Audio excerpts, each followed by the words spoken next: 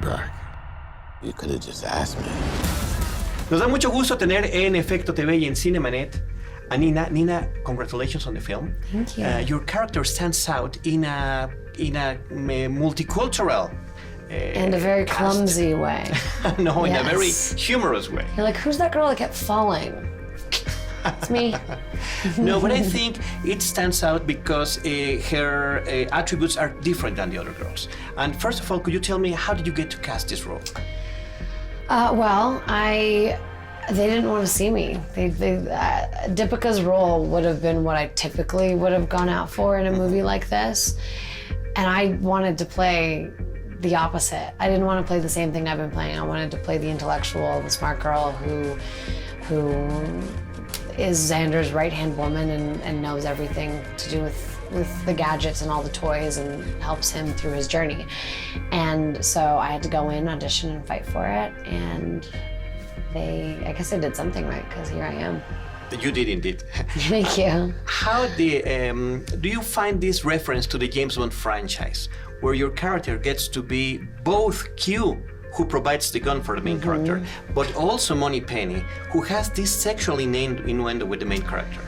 Yeah, I guess so. I don't think I've put it that way before, but I think you're absolutely right. There is that energy in the film for sure. And it would be in the opposite way, because usually it's Bond who starts the innuendos, and this time it's the girl. Yeah. I think she's excited and is sort of like a fangirl towards him at the beginning. I mean, everyone in the world thinks that Xander died. So when she sees him living and breathing and standing in front of her, she's heard about this legend, Xander Cage. It's almost like if David Bowie came back to life, he'd be like, holy shit. Oh my God, I can't believe it. You're my hero and you're standing right here. I don't know what to do, and you get flustered and she gets crazy and she talks too much. Yeah.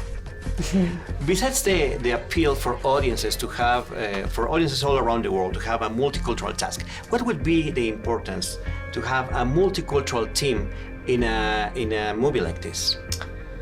I mean, I think it's so important, and I'm surprised more people aren't doing it, but we live in a very multicultural international, I mean, the world is so accessible, whether you can send a message or a phone call or a FaceTime or a WhatsApp from here to India to Indonesia, like that.